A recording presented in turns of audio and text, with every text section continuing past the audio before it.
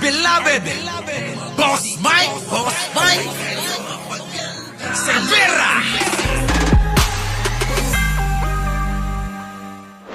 Magandang umaga, magandang hapon at magandang gabi sa mandako ng mundo. Naroon kayo. Siyempre, magandang buhay na rin para sa ating lahat.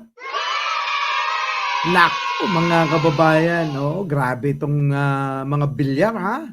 Abay malupit mga kababayan, parang gusto pang mambudol. Biruin ninyo mga kababayan, hindi na pera-pera ang suhol, kundi ang suhol, lupa na mga kababayan. Oo, walang iba yan kundi Cynthia Villar at pamilya lang.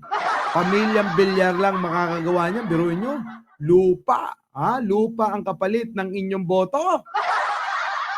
Alam naman natin ang mga Villar ito mga panatiko ng mga Duterte. Oo, solid na mga supporter ng Duterte yan. Sige, puntahan nga natin to. Nako, magagalit na naman si Takero. Pag nalaman ni Takero ito, yari na naman to. Eto na mga kababayan, panoorin natin to. Pasok! Senator Cynthia Villar, viral ang umano'y alok na lupa kapalit ang boto sa kanyang pamilya.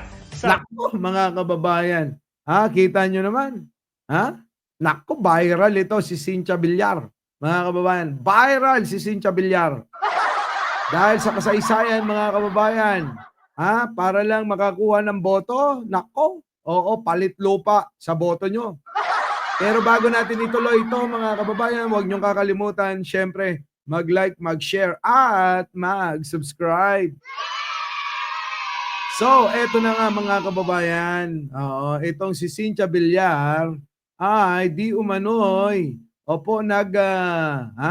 nag-o-offer ng lupa. Lupa mga kababayan. Kapalit ng boto ninyo. Nako, ay sana all.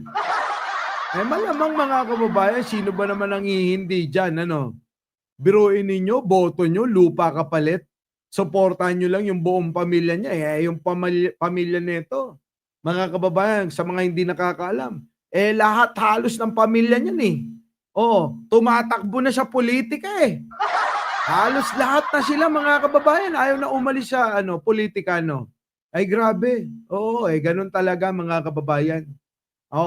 Maraming mga dyan Maraming mga security para sa mga negosyo nila, at para na rin sa mga proyekto. Kita nyo naman maraming naging issue yan.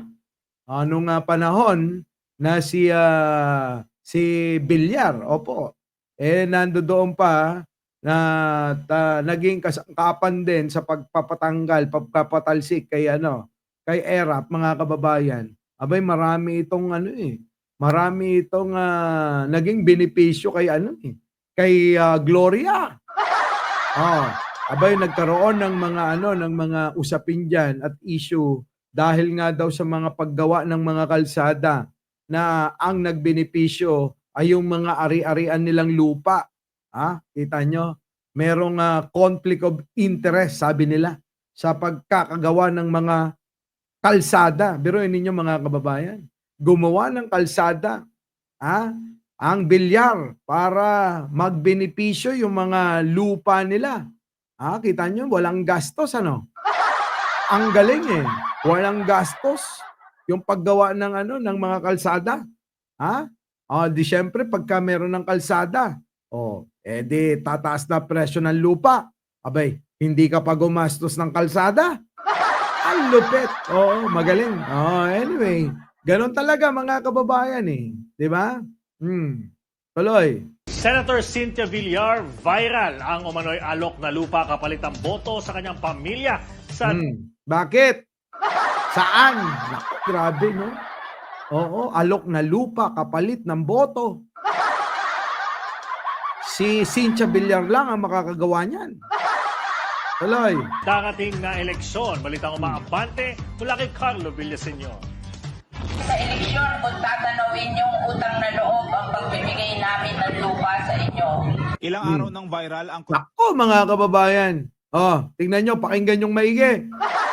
Sabi rito, Cynthia Villar nagbanta sa mga taga Las Piñas. Ay nako, Cynthia Villar, ilang beses ka na bang nagba-viral? Oh, 'di ba? Nung nakaraan, lupa pa rin ang dahilan.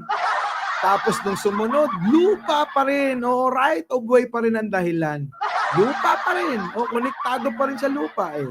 O sige tuloy. na loob ang pagbibigay O wait, ano sabi? O. Bante mula kay Carlo Villaseñor.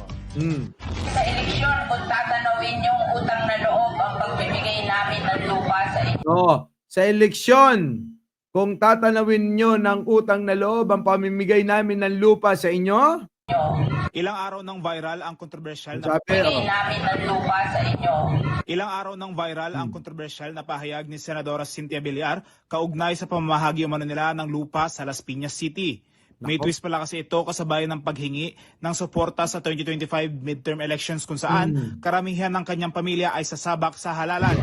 Sa talumpati ni Villar, ipapamahagi raw nila magkakapatid ang lupa sa Sitio Pugadlawin, Barangay Alamanza 2, sa kondisyon dapat ay suportahan na mga ito ang kanilang mga kandidato sa May 2025 elections. nako! Malupit malupit ang panunuhol na yan. Kapalit lupa, mga kababayan, ano? Tahasan niya sinabi. Mamimigay ng lupa, kapalit ng boto. Oo, pagtalaw ng utang na loob ninyo. Mga taga Las Piñas daw, dapat iboto nyo ang buong angkan nila at buong kapartido nila. Bang klase, Cynthia? Oo, hindi ko kinaya.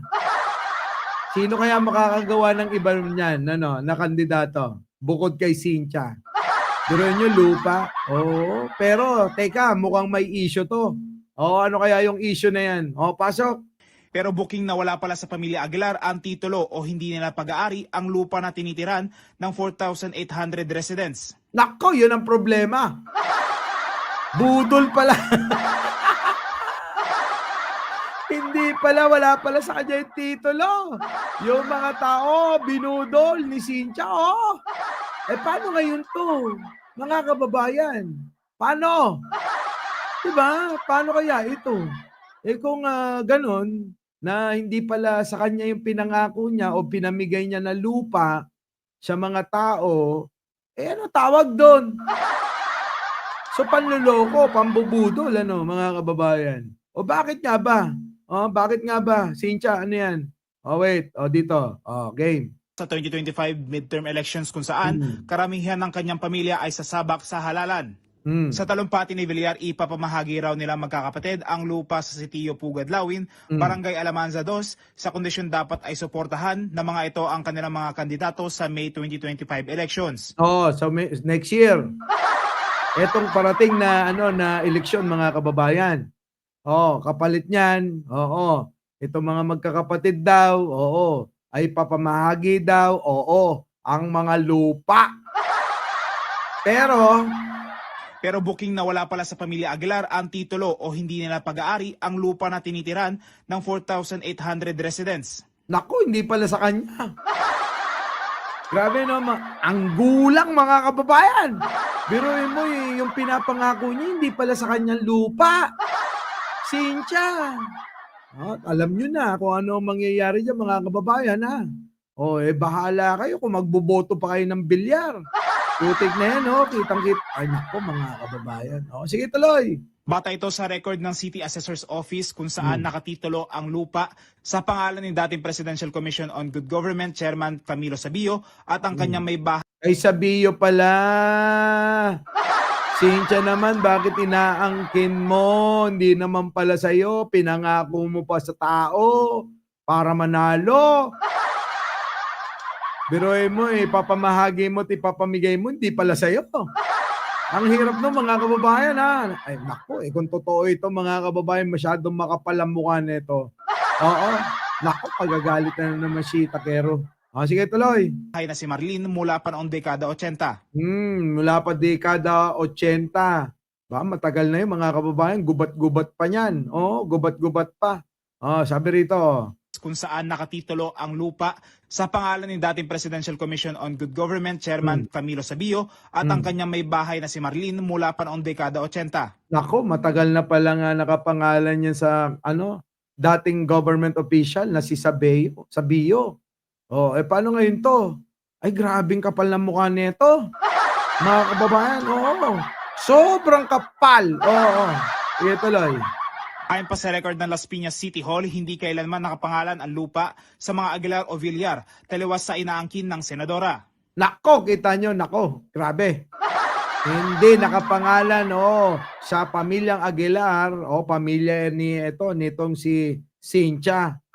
At sa Villar, si Manny Villar, wala, mga kababayan.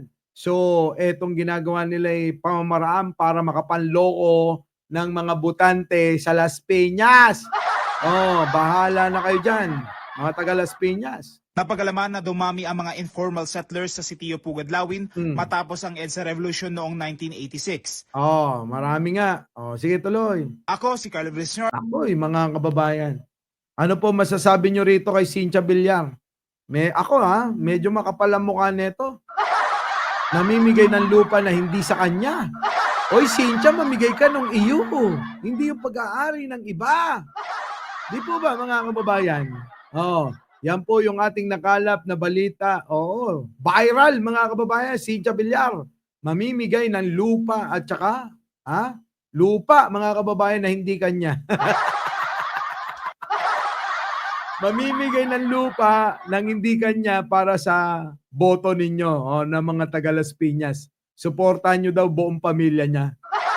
So mga kababayan, hanggang dito na lang. Sa mga hindi pa nakakapag-like, share, and subscribe, huwag nyo nang patatagalin yan. Muli, ako po ang inyong lingkod. Mike Cervera po, laging nagsasabing, mahalin natin ang ating kapwa, pagdasal po natin lagi ang ating bansa. Magandang umaga, magandang hapon at magandang gabi sa mandako ng mundo. Naroon kayo, syempre, magandang buhay na rin para sa ating lahat.